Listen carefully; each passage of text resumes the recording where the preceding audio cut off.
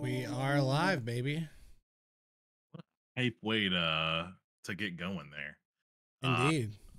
Yeah.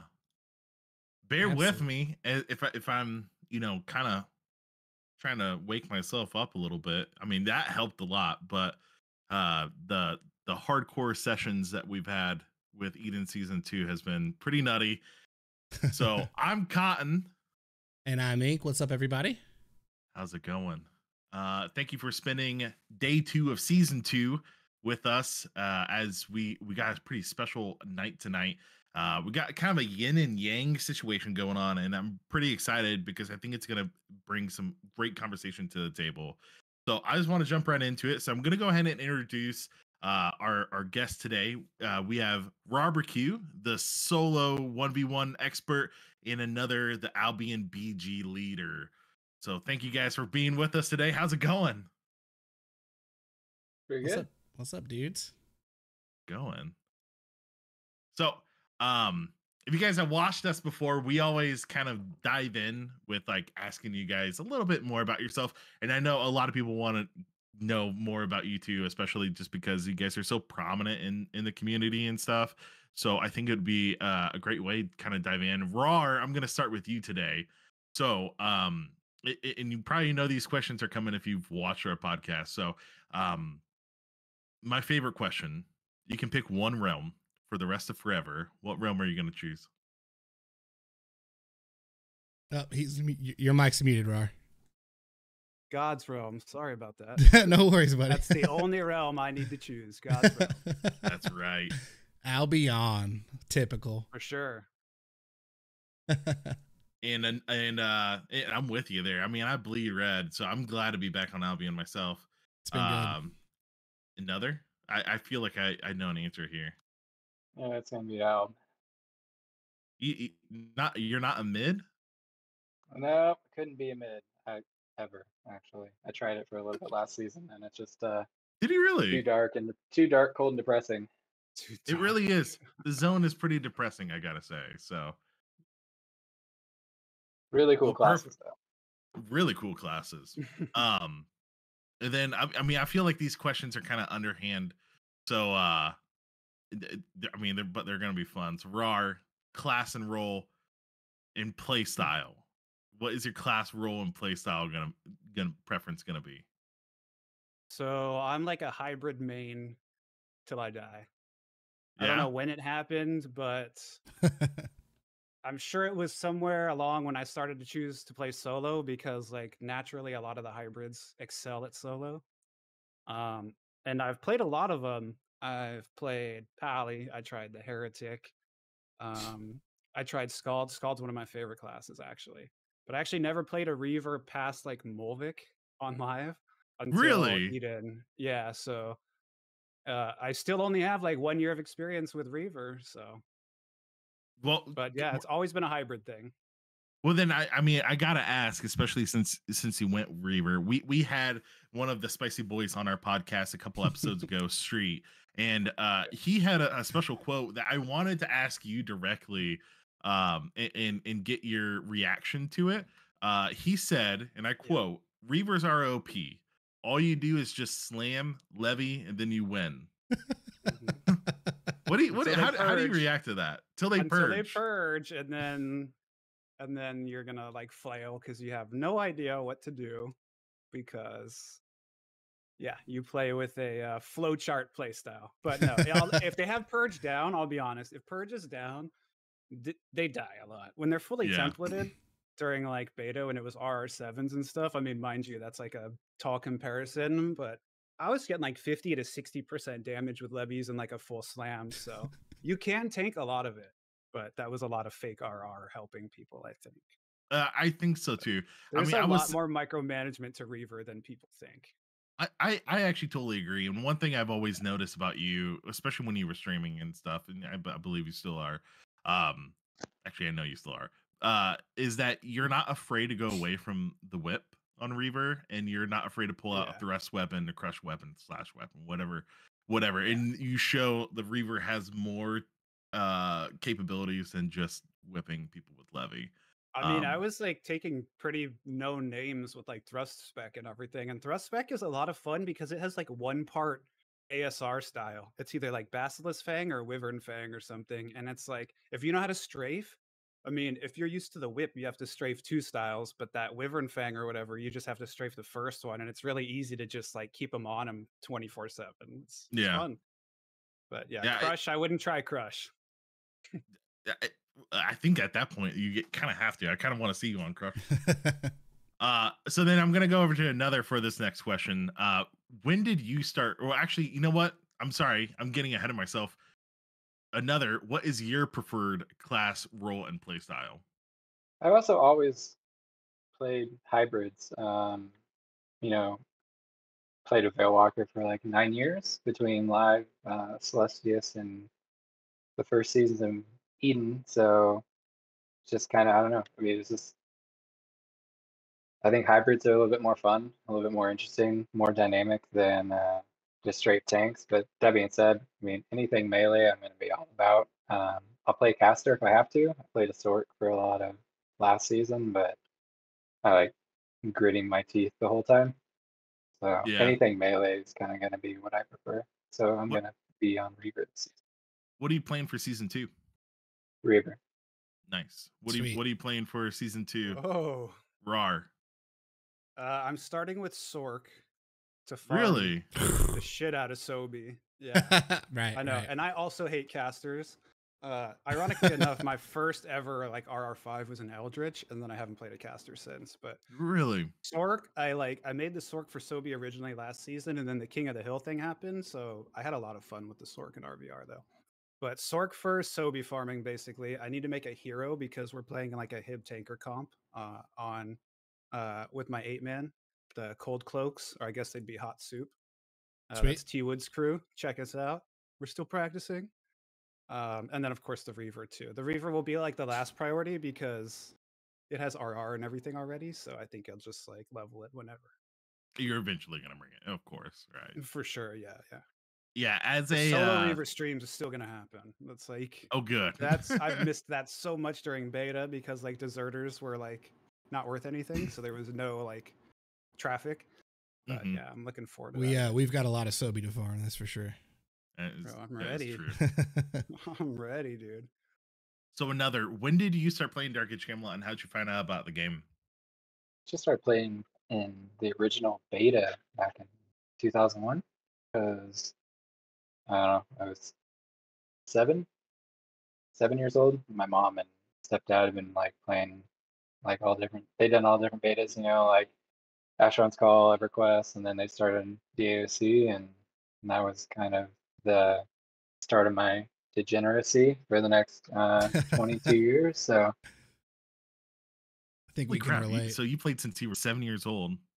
uh, And I was thinking to myself, we were just talking right before we went live here. My son is wanting to actually play this season as well, and he's 10 years old. I'm like, finally, I feel like he's at the age where like now he can start appreciating it. And maybe I'm like, did I sleep on it too long? You know, like if you started at 7, surely he could have. But I mean, Do either of your parents still play? not so much anymore. They're thinking about coming back for season 2, but Cool. I think they've grown past their gaming stage. I've kind of come to realize. Sure. would there be any bad blood if they were like, yeah, we're gonna go Hib? Oh, they absolutely wouldn't. Absolutely would be. That's great. That's awesome. In Rawr, when did you start playing Dark Age of Camelot? How did you find out the game? So I was actually a little bit of a latecomer. Well, compared to like the beta boys and everything. I heard about it through a friend.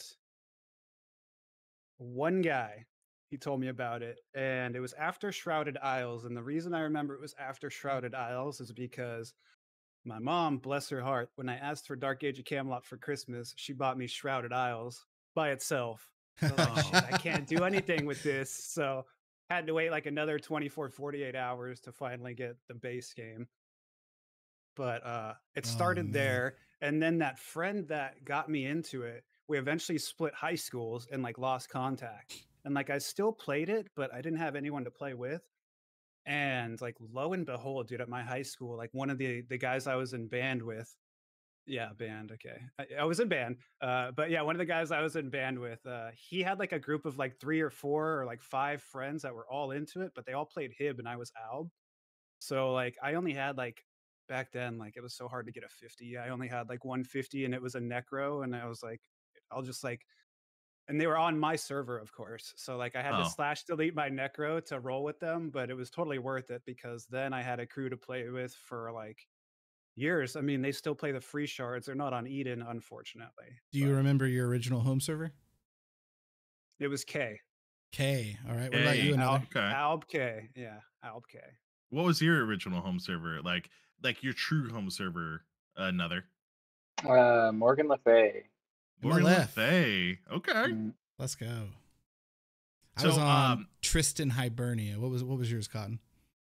Guinevere, Albion, Guinevere. Legion of the Lady, roleplay server. I never roleplayed though, which is I don't know. We were talking about this yesterday too, where Did it's anyone ever role play? did anyone roleplay on the roleplay server? Find me one person that has RP in their name that role plays. None of them do. I don't know, why they throw it up in there. They It just changes like the shade of the color. Changes the color of your name, and you stand Yeah. out a little bit different. I'm an attention sure. seeker. Clearly, you guys know that. So yeah, I'm one of those people that likes to put the RP tag on. So how'd you guys find out about Eden specifically? Let's start with another on this one as well. So I played Celestius and then just saw it in the Discord, and I was like, well, I like Celestius for what it was. You know, I didn't completely different playstyle in Celestius then, and then just kind of fell into the trap of playing, and then here we are. Far too many hours in season 1, and far too many hours in season 2 so far. That's so true. And personally, I am a big like TOA person. I know a lot. It's a hot take. I love artifacts. I love MLs. I love all the abilities that come with them. I even love leveling the artifacts. As weird as that sounds, I actually like that PvE aspect of it. I know I'm probably alone in that. So being on Celestius and having all those tools available to me, it was a breath of fresh air that I haven't had in a long time. And I know I'm kind of alone in that. I'm good with artifacts. I don't like ML abilities. That's where I draw the line personally. I will say there is some ML abilities, specifically like Zephyr, that was just a fucking nightmare. In phase shift, I can't. Bodyguard. Bodyguard was too many cock block abilities, man. Too many speed warp. I like Bodyguard. I was sending me and Pepper from Spicy Boys. We did a duo on Celestius that was a nature druid and a warden, unkillable, and we dominated with it too. It was awesome. Yeah, I remember Celestius that. wasn't balanced, that's for sure. Yeah, that event on Celestia, so what was it, Agerheim or whatever? Mm. And yeah, just had like a Veilwalker and like a Warlock in the event, like do it up and then just bodyguard the Warlock and just get like 500,000 run points a day or something. It's Crazy. like, okay. Nutty. Crazy. Now, Rawr, how'd you find out about Eden? Same as another actually. Like I played all the free shards basically, and I think you just like the cult following kind of just follows all the news, and we just hop from one to the next, and yeah, it just eventually came to Eden, and been here ever since. I also played Celestius, I played Phoenix, I played Uthgard, I played all that stuff. But touching back on Celestius, the one thing that I actually thought of the other day, the system I really liked about the artifacts was that you could swap in 3 of your choice and it would like determine your play style of your build. And then like if you Yeah. didn't like it, you could like min max and try to swap in different pieces and different uses. Like That I sounds thought that cool. was a really cool touch. Yeah.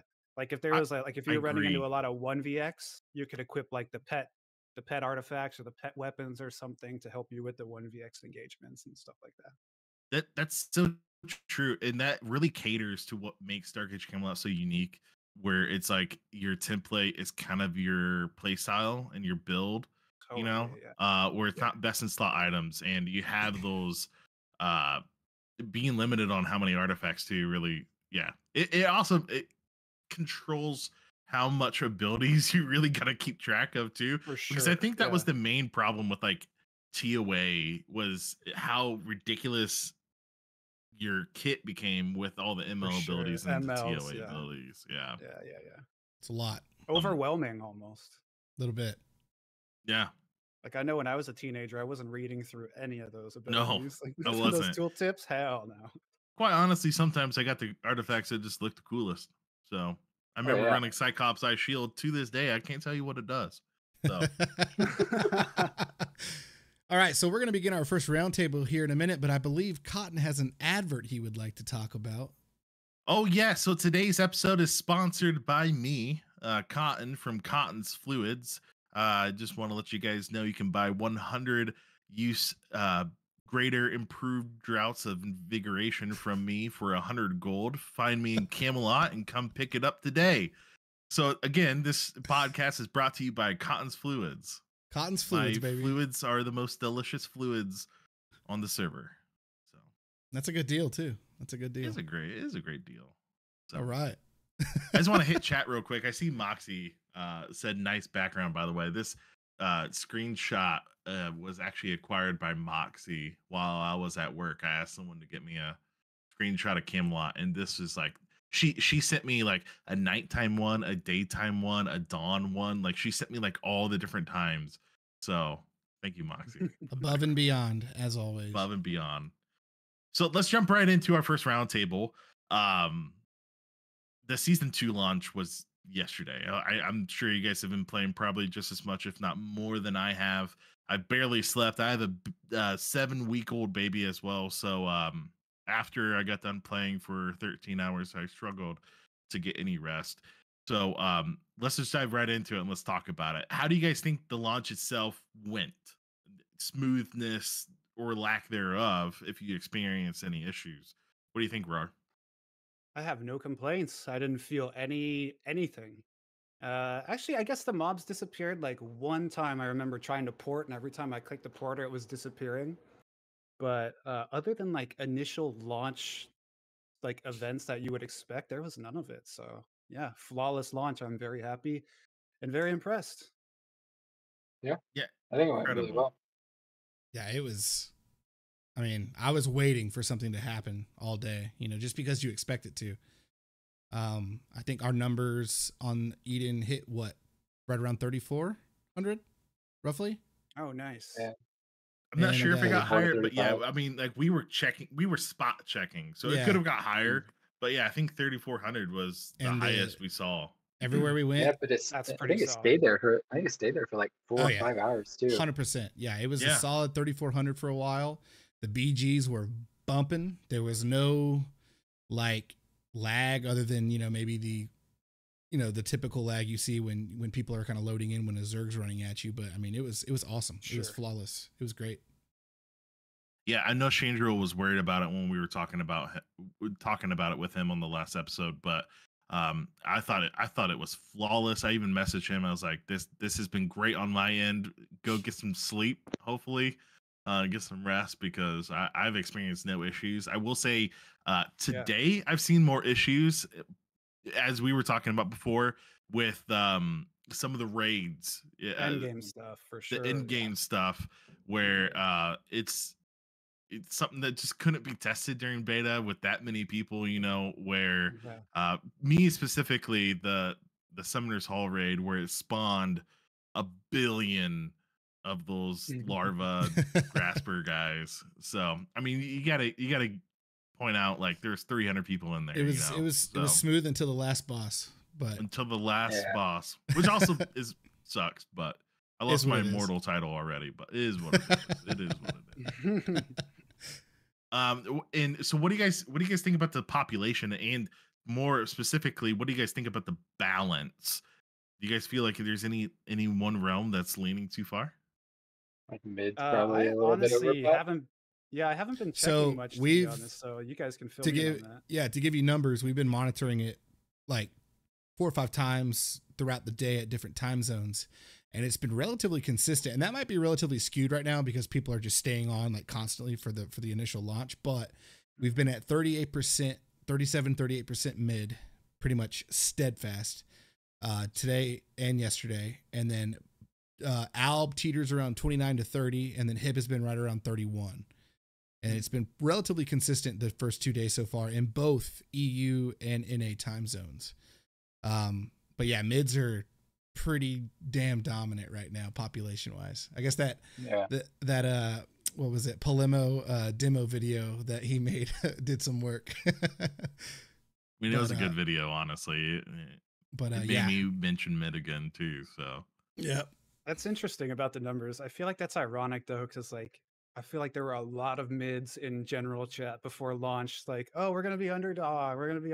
Like when we do Realm Invasion, we're just gonna lose over and over and over again. And we're all Alps here. Maybe that's what sparked something. Who knows? We're all Alps here, and I don't want to speak for all of us, but I know me and Cotton are thrilled that we're the underdogs. I love it. Yes. I will say, yeah, I feel like population-wise we're underdogs, but what I've been seeing in BGs, and we'll get into this in a little bit too, I feel like we got some talent on Albion. Like just talking about random players and blueberries running around.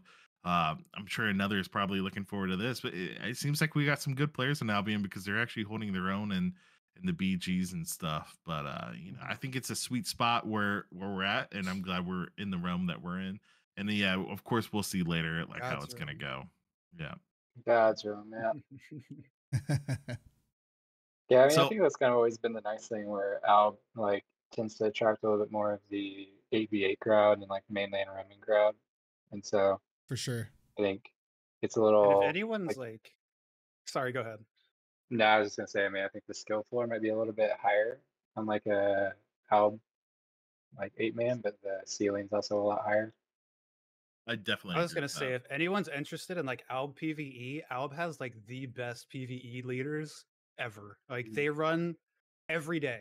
Dio's like, been on top of literally it already. Every day. Yeah. So yeah, shout out to Dio. Like, if that's gonna persuade you on what realm to go, for PVE at least, like that is something to take into consideration because he leads hard. Dio is incredible. Yeah, and he's such a nice guy too. Love seeing him out there.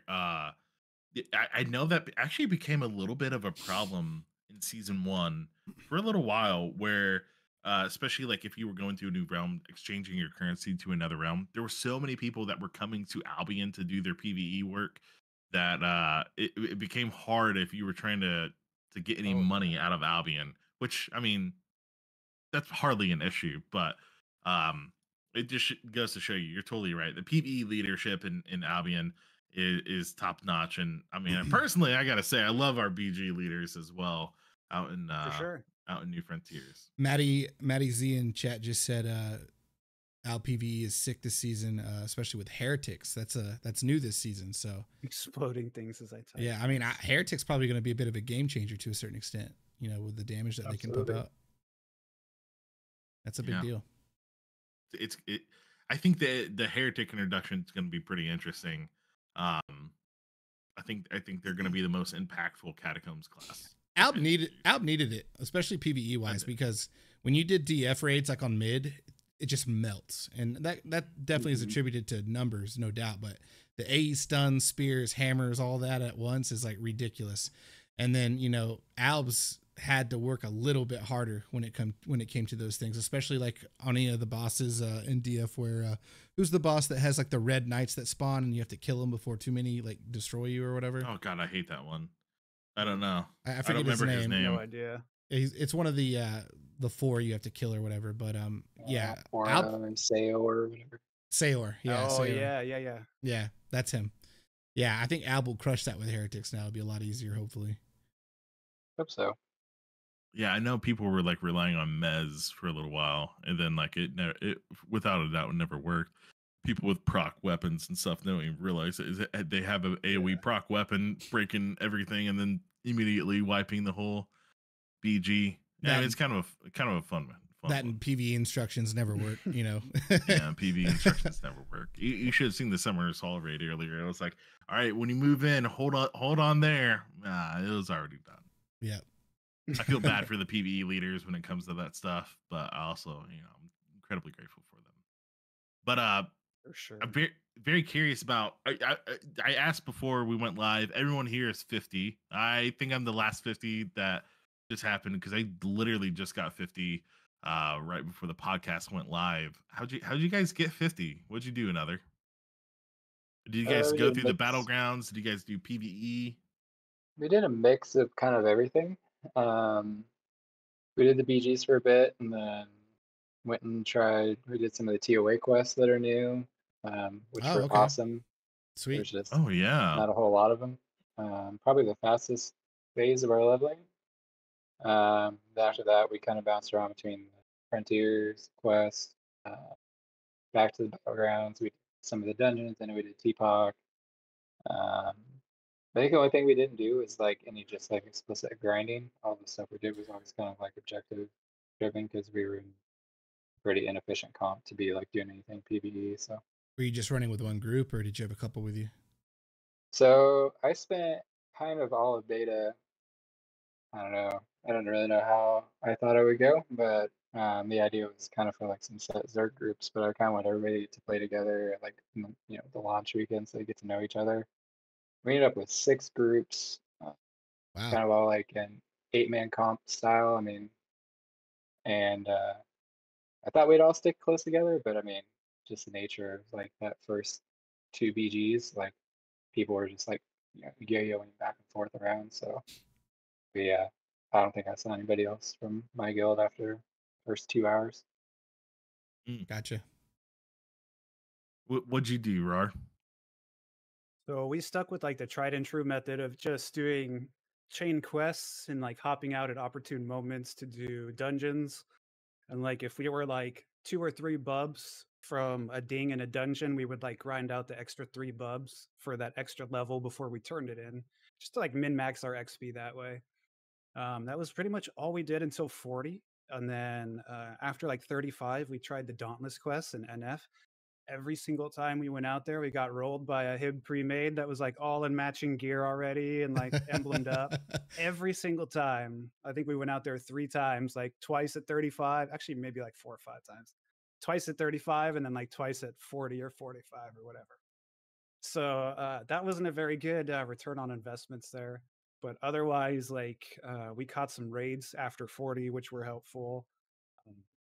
Another group helped us do Stonehenge in like 15 minutes because they were like all level 46 pre-made. So yeah, it was just questing in dungeons mostly. It works, tried and true. Yeah. Awesome. You want to talk about what we did, Nick? What did we do? So well, okay, so we had some IRL discrepancies with 2 of our guild members, so we had to come up with a game plan. They have demerits. Don't worry, we gave them demerits. So you guys didn't have long enough to plan this, right? Yeah. I'm gonna try not to throw any shade, but I could anyway.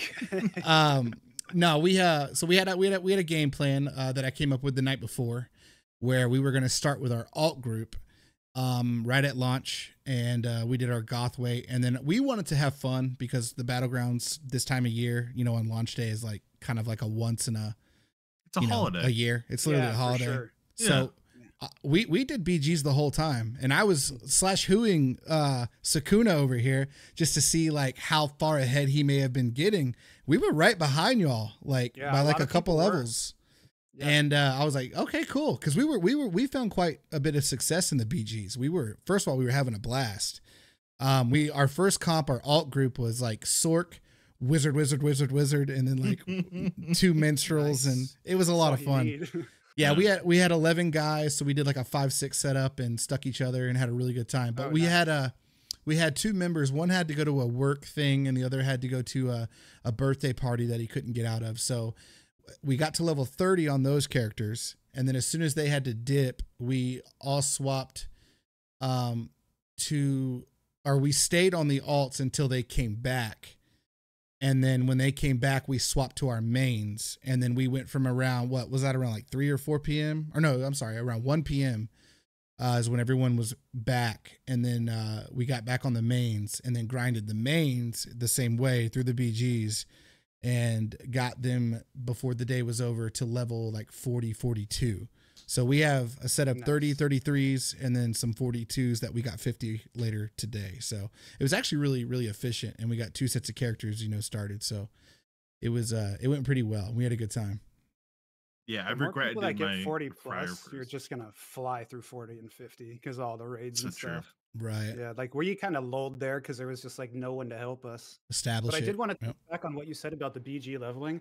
I'm pretty sure that pre-made group that was like 46 that like carried us through borrows, I'm pretty sure they were like all BG. So something to take into consideration. They had no tank. 100%. They had some crazy comp, man. Crazy comp. We had our Sork setup that we had. I think it was our main setup. The next set around had a lot of control, and we were able to kite and CC even early on, and it was a lot of fun. We had a good time. Yeah, we eventually got to a point that we lost like our main DPS, like our body sorks, and eventually just had to get off and stuff. And I swapped a smite, and I was like our main DPS, and it was still like really efficient and really good. That I love control, so like that's one thing I love about Albion is that bullet range mez, being able to get a lot of control and in all the routes. So it just felt good to be back in our. I think why it felt so good is we were so at home in our body sort setup, so it was pretty. A lot of fun. Did you have any particular comp that you were running another? So most, I know some iteration basically always are running a spirit train, just because the Cabby and Cabby and Sork get working, with that tri debuff, and then we've got the Air Thurg and Necro, just the Reaver. I mean, stuff just dies instantly with all the different debuffs and resist debuffs. Pretty crazy. That's awesome. I like that comp. I like that. Yeah, I think that pretty much just covers everything I wanted to talk about personally with season 2. Was there any other highlights that you guys had from season 2 that you guys want to talk about? Any moments that stand out, or any props that you want to give out?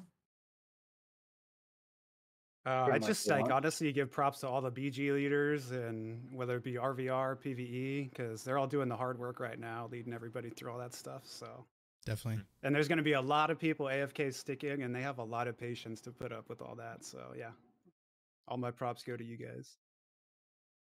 My favorite thing so far was Cotton insisting that we claim every single CK in every battlegrounds.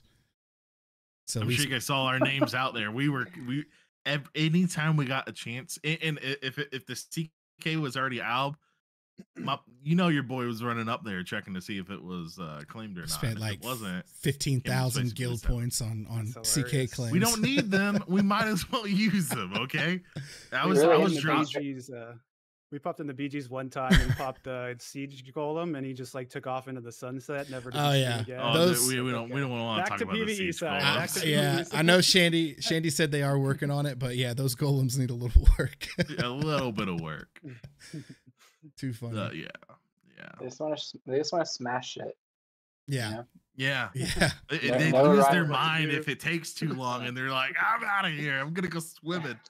They swim on the ground and They it's they like- love swimming. They love swimming. Yeah. I think another was talking about how he got up on a oil and dropped like 13 or 16 dudes with oil. Yeah. I mean, That's it gotta be was- fun in BGs. oil's Yeah, I fun. mean, it's the greatest feeling to. I mean, I just met like this like false sense of like security. You run underneath the oil, and then all of a sudden you're just like 3 groups are dead. Like the best. Like zero skill and minimal effort. It's all about that You had timing, your right you know. click. You click Oh, it too yeah. early or you click it too late, you get no kills. So you got to lure Oh, them yeah. in, you know, make them think they can run in and Caught in the that'd oil. be Yeah. lord. safe. Oh yeah, there is. I'm just gonna. I know it 30 probably wasn't. another. I'm just gonna say that was probably likely a spicy boy keep because our oils just seem more potent. I don't know. Yeah, it just kept him a little bit Cotton's warmer. fluids. Cotton's Cotton's fluids. fluids. I forgot to mention I add a secret ingredient to each of them, so Yeah. I'll Yeah, I never don't- tell. Good thing I'm out. No kidding. Jesus Christ. Lovely. Oh man. All right. So, yeah, let's move on to our second round table. Before I even announce like what that subject is going to be, we are all friends here, and we all enjoy different aspects of Dark Age of Camelot. And that's the beauty of the game. You know, I'm a small manner. I think Inc is an 8 manner. We got a 1v1 and another is a BGer. So we all admire our different perspectives, but I want to specifically talk about Zerging, which would be obviously another's kind of forte. So another, I obviously see you leading BGs all the time, and I think you found a ton of success in season 1, especially when you look at like the numbers that you pulled in during the For the Realm. I love that we actually have a metric to apply to those things. Oh yeah. So what draws you to the BGs? In what makes you want to go out there and lead, especially? I mean, I guess to preface that, like, I love all aspects of DAOC. I mean, I think that's why it's the best game ever. I mean, I did mostly 8 mans throughout beta.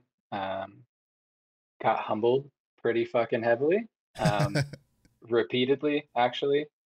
You know, and up until Celestius, like all I'd ever done was solo, and so I think that's I don't know. I think it's cool. There's all these different ways that you can play the game, right? But as far as like bring Zerging or leading BGs, like the part that's really exciting to me is that like I don't know the game shifts from this like micro view to this macro view, and it's like okay, I know that I'm gonna make some like boring decisions, back to back to back here, but it's all to set up this move, 6 steps down. So it's like this shift from chess to checkers or checkers to chess, and like I like get off on the like when I'm coming up on the side of a keep and I hit like the mid BG sitting out in front of Burke, and then we leave after we kill X amount of them,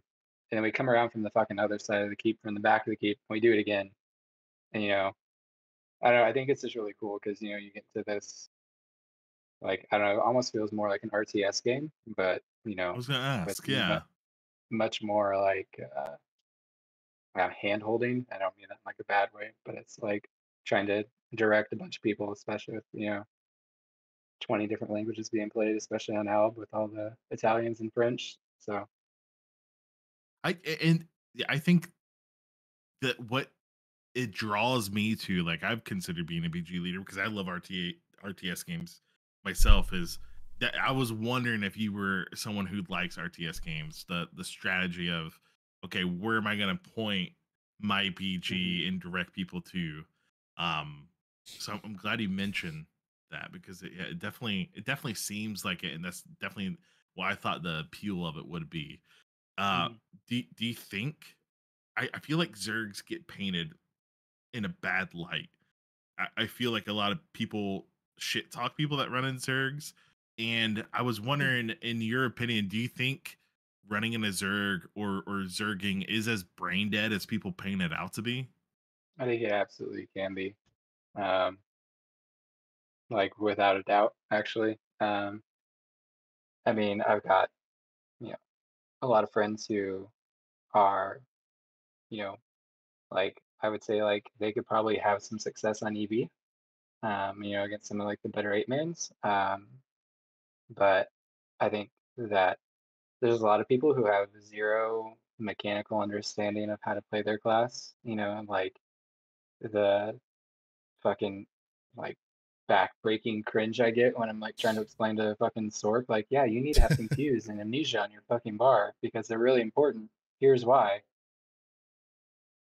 So I don't know. I think that the negative perception around um, Zergs is probably a little warranted. I'm not gonna lie, I was not expecting that answer. So I honestly I appreciate. You haven't got to hear. You just haven't got to hear me scream yet at the LBG. That's just called honesty, Cotton. That's just honesty right there. I mean, I've seen it though, but I mean, I do gotta say when it is noticeable when you have those good members in the BG and you have 2 or 3 solid groups, and then maybe 2 more groups of the brain dead or 3 brain dead groups or whatever. I think a big a small group can influence a BG effectively. Oh yeah. And it's good to have those people. And there's a lot, like you were saying, there's a lot of those people in there that they just prefer the Zergs and fight in the massive scale, which I believe is what Dark Age Camelot was meant to be. Well, I think what's really nice about Zergs is that it's like so supportive of a casual atmosphere. Like, most 100%. of the people who play this game have this, like, they have very limited time to play. And so they're like, you know what, I want to be able to hop on at any random point when I get 2 hours, when I get off work, the kids, are off doing their own thing. I want to be able to hop on, plug in, play, log off, go to bed, and so I think that's the nice thing about Zerg, is that they encourage that. But I mean, I've already planned on the quality of eight man. I'm planning on catching you guys out there a lot too because I have a 7-week-old, like I mentioned before. And yesterday I was playing while holding her, and I was using my foot pedal to turn and walk and all this stuff. So, I mean, I consider myself a pretty skilled player. I'm just gonna have a little bit of a handicap. So, I look at it like I am going to be joining the Zerg. But Rawr, do you find any enjoyment in running with the BG? Are you ever out there with the Zergs? Usually not. I made an exception, like fresh season 1, to be out there just to like. I mean, that was the only action really. Was everyone's RR0? It was all BG stuff. I was out there like dropping twists and stuff, and the size was huge. But like honestly, and it might just be my experience as like a melee main, it's really hard to find enjoyment in Zerg versus Zerg because you are never like able to get where any of the action is happening, and when you are, I feel like you're standing in a corner waiting for like a door to fall down or waiting for the casters to CC so you can push up. I think the addition of something like siege towers helped out a lot with melee, but I also don't Zerg a lot, so I might just be a bad Zerg player. I don't know. Maybe my positioning is just trash. But to answer your question, I generally do not join the Zerg. Maybe now, something like for the Realm event, for something like that, I'm in 100% though. Yeah, like, I will help for that. Yeah. I mean, you'll see me out there too with that. Yeah. Were you gonna add something to another? I was just gonna say, I mean, he's absolutely right. I mean, like, it's definitely much easier to be a caster in the Zerg because, I mean, being a melee, you have to be basically in a melee group, or you have to be comfortable with getting like RP PL'd by a bunch of really good casters or a bomb group. Yeah, and it's like you try to look at something happening and you just get blown up instantly. You probably see a lot. Banshee bolts to the face. You probably see a lot more return as a caster too, which is important for people sometimes. Sure. Just seeing that kind of progression or effect that they might be having. Now, like I said, my first R5 was an LD, and that was back when I was like 14 or 15.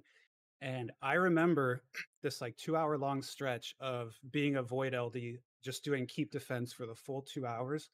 And it's to this day like my top 3 most fun DAOC experiences of all time. But you have that disparity, I think, between like the caster and the melee, like we've mentioned, where it's like when you're the caster, you can just the whole world's in front of you and it just blow up. But Oh yeah. the melee has a hard time. We were spitballing going melee for season 2, and one of the things I mentioned is we love hitting zergs, and also personally one thing I love is when we see a keep under siege and we come in through a postern, and our 8-man that we rarely zerg with will come in, we'll get up on the walls and we'll start dropping people from the walls, and even us get into like keep fights and stuff like that. But I don't think we would find that enjoyment as much as tankers and melees for sure. It's harder. It's rough. Yeah, that's rough. So another, obviously numbers clearly help BGs. I mean, if you come out with 300 people against 100 people, it's almost like you're guaranteed to crush them just by overwhelming them with numbers. But what would you say is besides that, what would you say is the most important aspect to having a successful BG? Actually, I mean, I don't know. It sounds like very simple, but I mean, I think the most important thing is having like some sense of direction and being able to think, multiple steps ahead. And like, if I do this, then this, or this can or will happen. So where will enemy BG A or B go?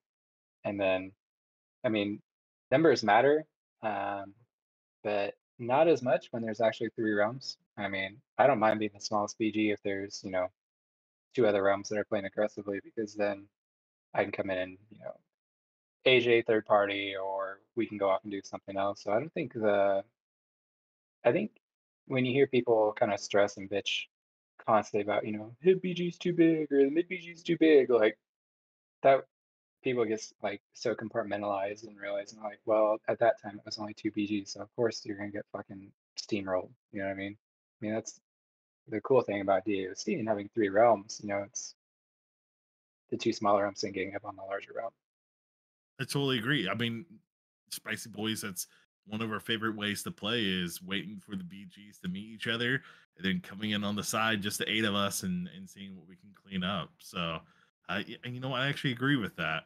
But when you're talking numbers and stuff like that, how is it pretty hard to rally all those people and get them to listen? Like, what's your stresses when you're going through that? I'm definitely never yelling or screaming at people at all. I don't know. I think at first it's really hard. I mean, it's kind of interesting, if you look at it from like a sociological like kind of view, where it's like when I first started, because I never did Zergs or led BGs until like, I don't know, January of last year, whenever it was this year. Yeah, Jesus Christ.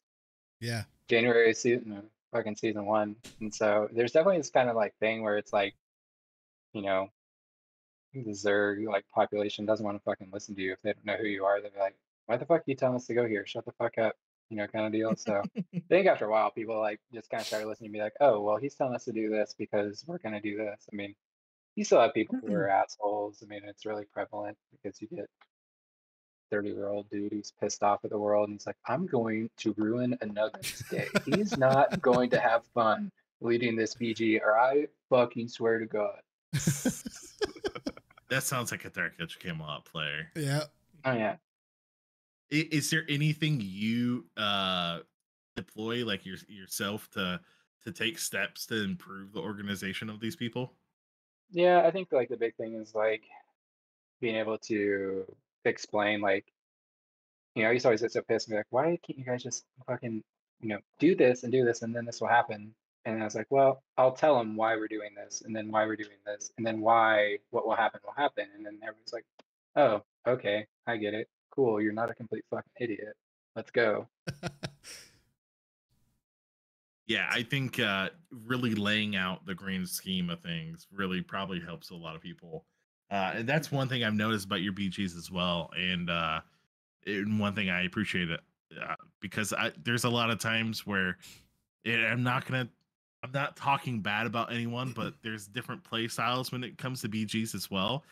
In Yeah. one realm that we were trying out, I didn't like the BG, and I knew I was going to be playing more BGs given my situation, and I just didn't like the BG the way it was playing because I had no fucking clue what was going on, and we were just kind of standing around a lot. It felt like with you, I feel like you're always active, you're always moving, and I always know what the next step is going to be. And so, just to give you props, I really appreciate that. I appreciate it. I mean, I think it's, you know, at the end of the day, it's like any kind of gameplay can be exciting or not exciting, depending on how whoever's leading it leads it. I mean, there's like I watch all of Rawr's videos. I just watched this fucking Slash video the other night, actually. I mean, it's Nice. Thank kind of you. like, yeah, whoever like is playing, like you can play solo really interesting and risky and rewarding. You can play really fucking lame and dodge everybody when you're going out to, you know, do the supplies quest, or, you know, like there's got to be risk reward. And so I think it just comes down to just playing aggressively, and like if you fucking die, you die. It's a video game, release and then rebuff. Yeah, release Right. and go back at it. I always look at it like team deathmatch. If you ever played in an FPS, what happens Oh, when yeah. you die? You respawn and you run right back out there. That's what I always Oh, tell yeah. myself. Like, oh shit, Yeah. rolled by an 8-man, slash release, free buff, Yeah. hit the healer, I'm out. You know, just if Right. you get in the habit of that, you start eventually, and it might take a while. You stop getting discouraged from shit like getting rolls or, you know, getting ass jammed and stuff like that. Yeah, for sure.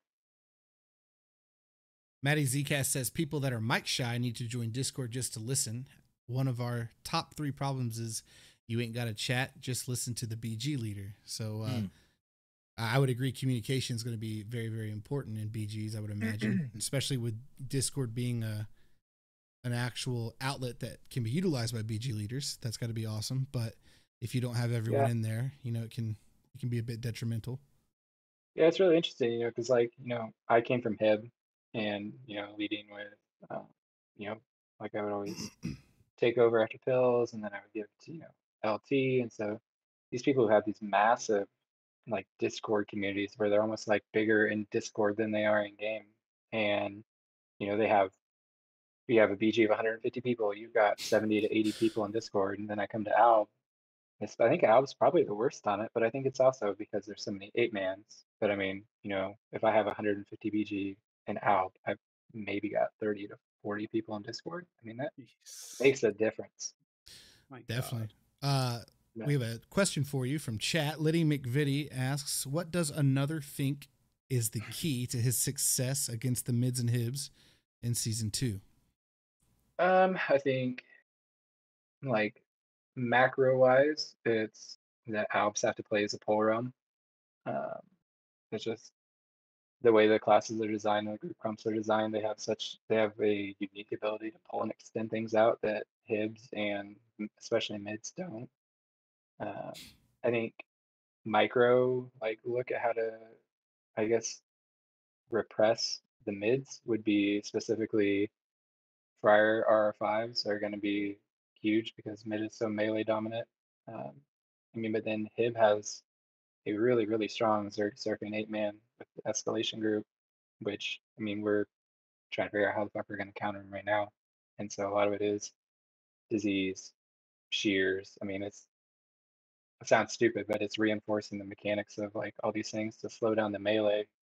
The big thing, obviously, for Hibs is going to be putting out just a bunch of amnesia in near sight. So dorks and cabs are what I've been trying to encourage everybody to play because it's so important.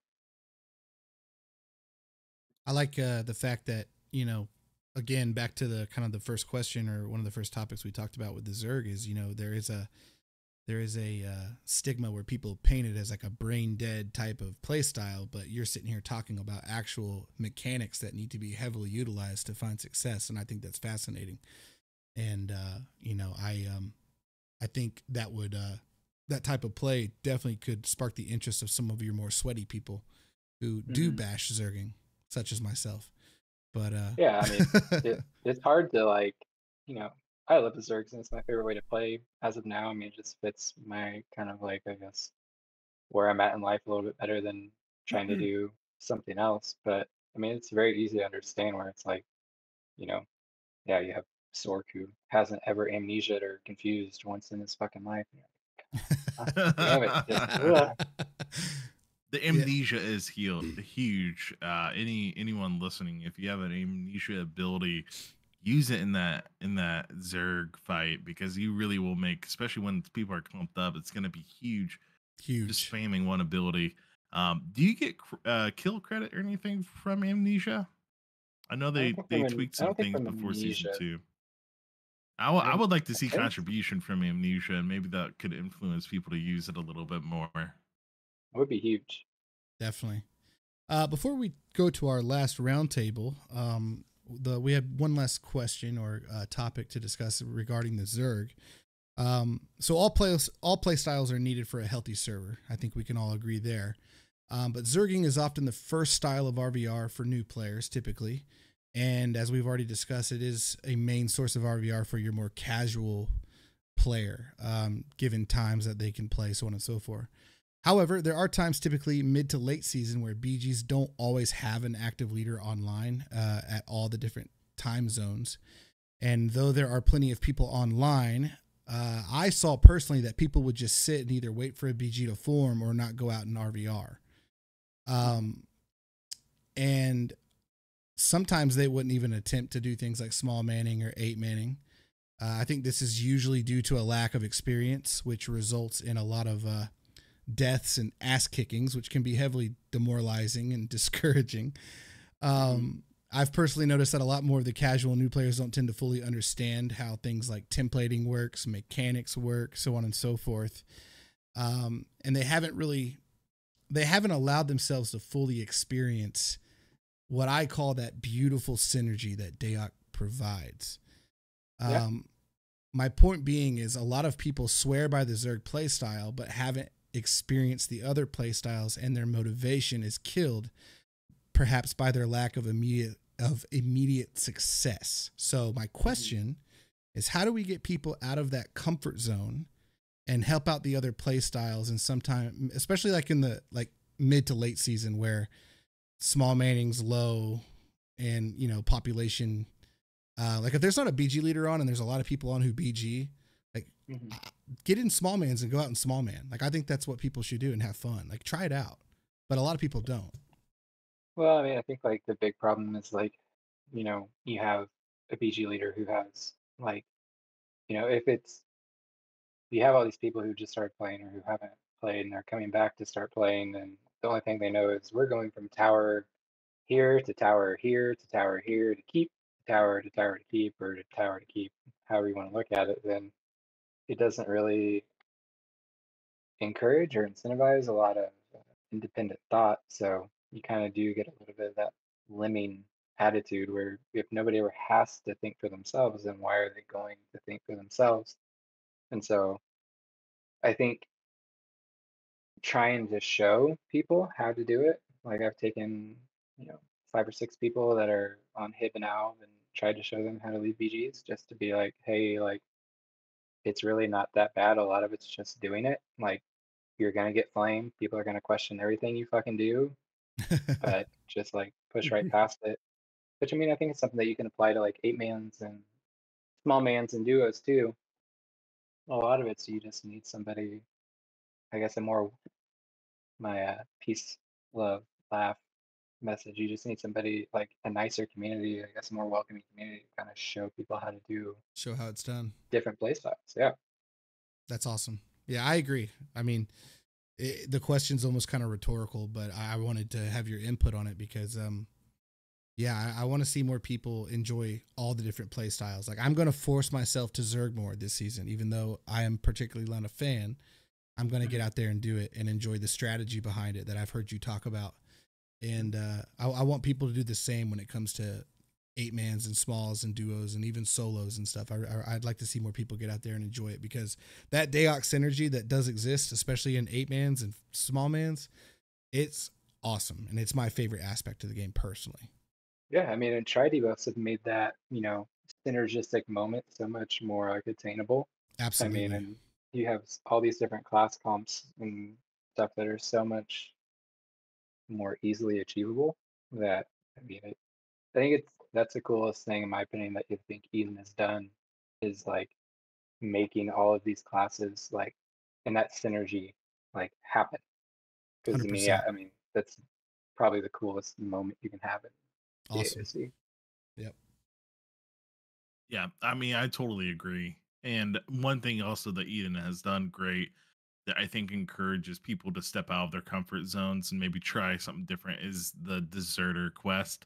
Yeah. Getting people a mission to go out with either an 8-man, 5-man max, even a duo to go maybe do some PvE to get RVR credit.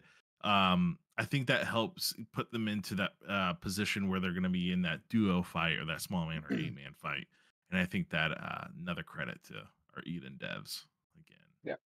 Yeah, Absolutely. the AI too. I mean, Oh, you're the worried AI. about getting your Yeah. ass whooped in a small man. Like the one thing I've noticed for like all my years of DAOC, it might be why like I became like a natural leader towards like certain PvE stuff, is like everyone wants to join a group, but nobody wants to lead.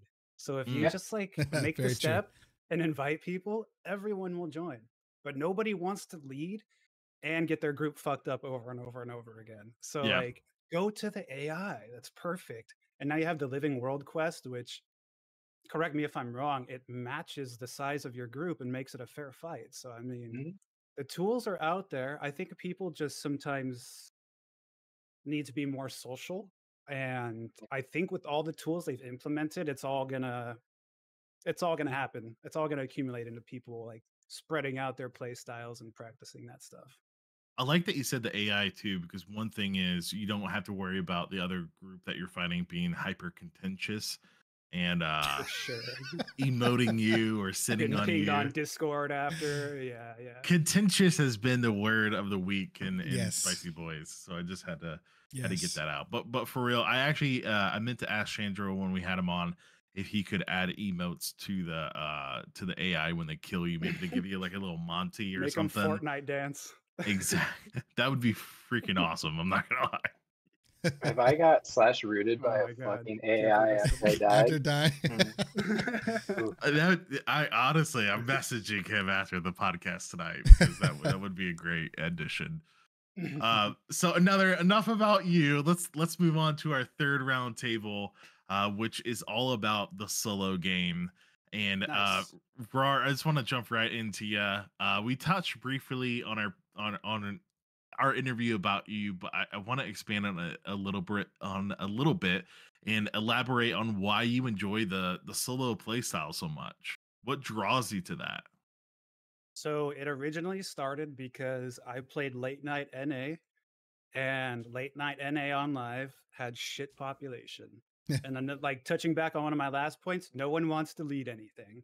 So it was just a lot easier for me to, like we mentioned, hybrids are good soloers, pick a solo or pick a hybrid and just solo as much as I could. I'd take the group stuff whenever I could, but that's where it all started. It was just like there was no one online. So I just played alone all the time.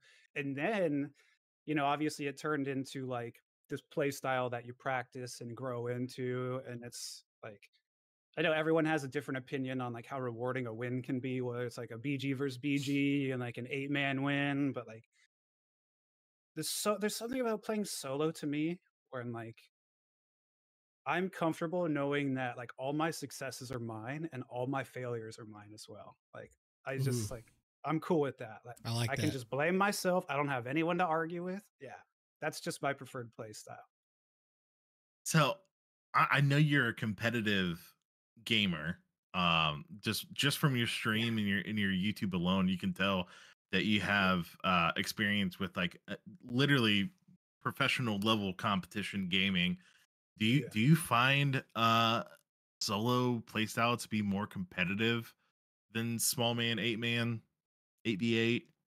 8-man is definitely the most competitive. I actually just recently like speaking about trying other new playstyles too, like I'm a good example. I just like exclusively soloed until beta, and then I wanted to like spread out, become a better player. So I started playing, and I started filling in 8-mans, and yeah, Played for us a couple 1v times. for sure. Yeah, 1v1 is pretty competitive, but like it really comes down to matchup knowledge. Like this dude is able to do this, and this things. And like I'm gonna die if anything to this. You know, it's like when you play a Thane, you have to expect them to drop ST and double slam you. And then like when you run from the ST, you know they're gonna start casting on you. Like it's all matchup knowledge like that. 8v8, fuck man. If we're talking about like competitive 8v8, like that is something where like I know what I'm doing in solo, but like when I play with the boys 8v8, I just like sit and listen. Cause like I just try to absorb everything. I don't have an ego when it comes to 8v8. But that's like where the competition is for sure. Awesome. And I know you're not it's afraid fun. of. It's rewarding to win those too, but man, it's like after a few hours at 8v8, it's like my head is spinning. Yeah, that is true. Yeah, I can't go. And afterwards, I can't sleep. It's crazy. But I know you're not afraid to try other play styles either, because you were actually like I think the first non-spicy boy person that I grouped with. I don't know if you. I remember this. that. I still remember that. Yeah. We had a song request on my Discord at that time, and we had a song playing as me and like you and two other spicy boys held bold from a mid-zerg by ourselves. We had a song playing, and you messaged me afterwards, and you were like, "That song carried me through that." And later I added that to a playlist, and I used that in one of my videos because I was like, "Yeah, the song really did like." Hype the whole encounter. I remember the exact moment. I was when I had Twiff still, and I remember we all went through the door, and I dropped the Twiff, and then like they just scattered like roaches, and it was like, four. PG moments are pretty sick sometimes. It is. I just want to mention it was four of us. But another. I just want to bring you into this too. Do you find any enjoyment in soloing? Do you go to Bowtown or anything like that? Did a little bit. Got my shit rocked by Rawr a few times. Purged a number two. I think we all have. Yeah. I mean, that's what I'd played for up in basically until Celestius. But yeah, I mean, I think it's like it was interesting hearing him say, because it's like I definitely agree where if your success is wholly dependent on you, and your failure is wholly dependent on you. I'm not quite as calm and cool when I die solo. It's kind of one of those, are you fucking kidding me? Fuck. And it's like, take a good 5, 10, or 3 hour break, and Dude, you need to stream. We need to catch this like content like on a stream. You need to stream, dude. Yeah, I would get memed by the fucking hidden mid-zergs in 5 seconds. Yeah, he's a BG leader. I don't know how that would work. Delay is no fun for anyone. Exactly. Oh man. Yeah, I just want to mention that Rawrbeque is a gracious solo god that we have, because on my mids, I was coming out on my healer. I was coming out to solo, and he knew he knew I didn't want it. I didn't want the smoke, and he would just wave at me, maybe give me a hug or something, and let me go about my way. So true. You would have fucked me up anyways if we fought on your healer, so it just let you pass. I wasn't very good. But Rawr, in our last episode, we were speaking with Chandrel, the Eden dev that everyone knows, and we asked a really point question that I didn't know if we were gonna get a straight answer from, but he actually did answer it, and he said that solo playstyle is the most difficult playstyle to balance for and around because of all the other playstyles. It will likely never come close to being completely balanced. Like Street was talking about the OP Reaver. What imbalances do you see the most in the solo world that are super annoying to you, or that just make it super tough to thrive in the play style? It's a good question. I mean, like ST is the first thing that comes to mind. Just like getting slammed for 18 seconds and not being able to do anything. That's really like, I mean, there's always going to be classes that just like, for lack of a better term, just walk over you, and it makes you feel like it's going to be imbalanced as hell. But regarding Chandrel's answer, like I expected that answer from him, so like I for sure see it. But yeah, ST is the one thing that comes to mind for sure. Champ debuffs on top of that. I think you can say ST in solos, duos, smalls. With that stun reset is deadly. I know Negative in our guild loves it on his mentalist. and like Of course just he does. laughs when he drops it on someone and stuns them inside of it and just annihilates them. We actually have a few clips and videos of me and him dueling on our Bard Mentalist, and just hearing his comms while he's just like dumping it on someone is pretty entertaining, to say the least. For sure. Yeah. Doomhammer kiting is another one that comes to mind. You don't see that Ugh. anymore. But Yeah. in season 1, like literally all you have to do is just mouse turn and hit the button and turn away and run and mouse turn and hit the button. And it was That's just so hard to counter, like the hardest thing in the world. That's a particular play style that I've always disliked about the solo game, is like, you know, the scalds that DD and turn and never let you touch them. Yeah. Yeah. That drives me crazy. It's like, why are you even playing the game? It's rough, but like honestly, the addition of like the solo keeps and quests really helps, because like you can LOS the hell out of people in those areas. And like chamois and scalds, like you just walk into a building and they're not going to follow you in there. Awesome. So, I mean, depending on what class you're playing. ST, As just fix ST. I'm passionate, and Zorg is going to appreciate this, but I'm a passionate nature druid, which is it's a cheesy solo class. Oh So god, yeah, it's rough. yeah, it is very cheesy. Oh, don't come at me! I'm gonna run away, and please don't lost my pet from me. So yeah, I remember I fought understand Zorg where you're one coming time, from. and it was like I did everything to like finally get to him. I burned everything, and then like he just barbs me when I got to him, and I was just like, oh, well, I'm just, like, What a badass! Yeah. Love him. like all that literally work. dumping like IP and purging snares and like just doing whatever I can. Yeah, he got me. That kind of attitude is why we picked up Zorg into the spicy bowl. Sure. We brought him to Alb with us. He was a bit reluctant, I believe. I saw him on what class was it? Remind He's me. on a Cabalist. And yeah. he should Watch out for he should be Zorg about Gabby. he should be about 50 or very close to it. He had a lot. So this guy didn't go to sleep and then, you know, stayed up for lunch, which was 1 a.m. or so his time, I believe. Right, yeah. And then played like what, 10, 12 hours with us and was like, mates, I gotta go to bed. And we were like, bro, go ahead. Yeah, we were all like, please, Zorg, like, we understand. And sure enough, just a couple hours later, he was back. Got right back Yeah. on. Just The need a man is a refresher. machine. I love him. But yeah, solo cabbie Zorg coming at you for Albion. I'm excited. If it ain't a furball, it ain't Zorg.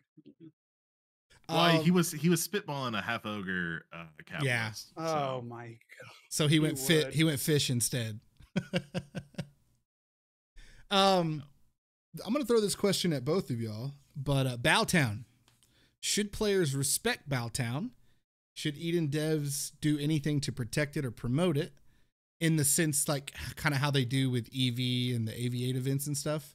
Or should we just kind of leave it as is and whatever happens, happens? Rawr, you can go first, because I'm curious for your answer. Okay, I'll go first. Yeah, I never think it should be respected, honestly, just because like you'll never get everyone to respect it. But I'm like not the biggest fan of Bowtown myself. It's nice for me to pop in there and like hang out for a while because I play a Reaver, so it's fun for a while. But like during the beta, it was just like all Bowtown. The Bowtown was the only action. So then like people were kind of intentionally griefing that, and like that kind of sucked just because like it was the only place for people to go to have fun, and then you have people like literally shitting on your fun. Yeah. But at the Yeah. same time, like I can't be mad at it. And like there's like some really, really good organic fights that happen when people come to roll the Bowtown. And like the whole bridge then turns, and then like sometimes like another group will even come up and add on the group that you're attacking. Mhm. But yeah, I don't think it should be respected. I think if you're in an RVR zone, unfortunately, we have nowhere else to go to do it. Mm. So we have to go somewhere. And we keep trying to find new cheeky spots, but then the swords show up on the map, and then they show up anyways. So it is what it is. Yeah, I don't think they should necessarily be respected. I don't kill solos like when I'm running around with Zerg. Like, I think that's about like the extent of respecting solos. But I mean, the Bowtown stuff is kind of like, because I did it a little bit during beta too, like just because there wasn't a whole lot else to do. I mean, you know, how many fucking how fun is it to fight, you know, fucking 5 reflex attack 5 friars in a row? It's like, Yeah. okay, Yeah, like hard fucking pass. How Yeah, about But it was what about fun the to try idea? classes and stuff. So, Rawr, you said like there's nowhere else for y'all to go, which is that might just be as intended, obviously. But what Yeah. about a dual zone or something like that? Is that a good idea or a bad idea in the long run? I like as much as I would like it, I don't think I agree with that idea. Just because like I don't even know what my reasoning would be. Like I'm just such a sucker for organic fights. Like, that's the Same. reason why I couldn't do bow towns for like day after day and beta. And like I'm just like fiending to get out there and solo roam again is just I agree. because like I don't Bowtown is fun, like I said, especially since it was I-50 R7. Like I was testing a Veil Walker, that was fun. I tested a Savage, but like outside of that, I want it to be organic for sure.